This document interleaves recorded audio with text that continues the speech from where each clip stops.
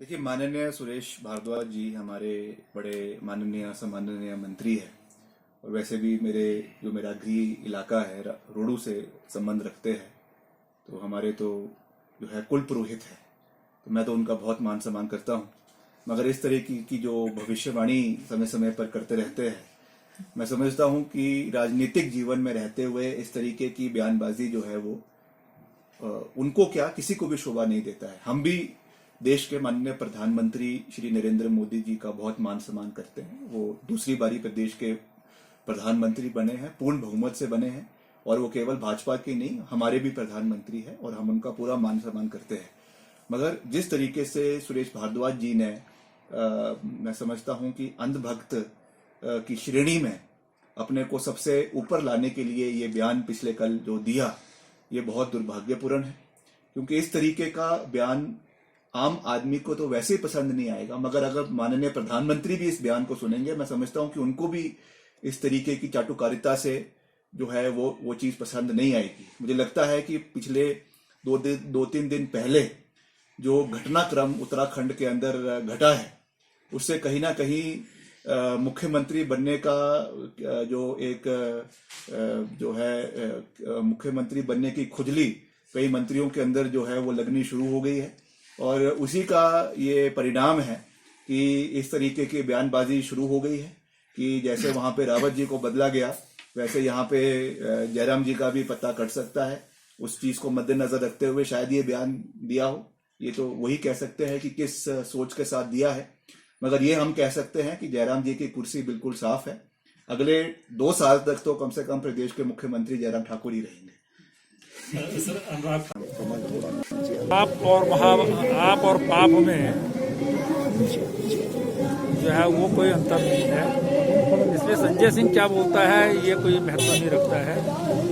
उन्हें पूरा बयान पढ़ना चाहिए। और वास्तव में मैंने बयान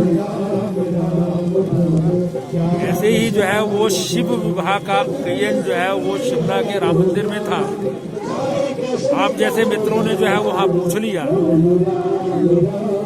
उसमें जो है वो मैंने यही कहा कि प्रधानमंत्री नरेंद्र मोदी जी 2019 में चुनाव हुए,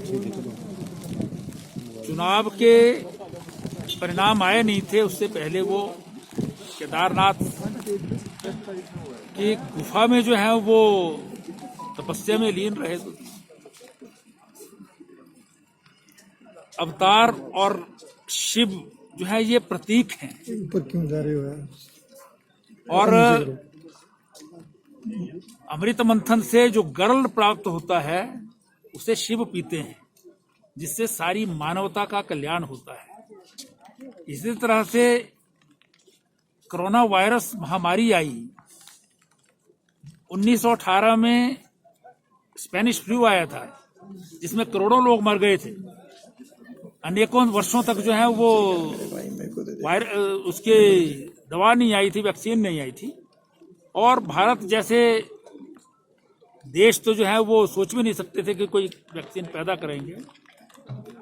तो भारत 137 करोड़ आबादी वाला देश है, जिसमें कोरोना वायरस से जिस प्रकार से प्रधानमंत्री नरेंद्र मोदी जी ने जो है वो टैकल किया है उसको, और सारी दुनिया में एवरेज तुलनात्मक दृष्टि से अगर देखें तो सबसे कम मृत्यु दर रही है, सबसे अधिक रिकवरी रेट रहा है।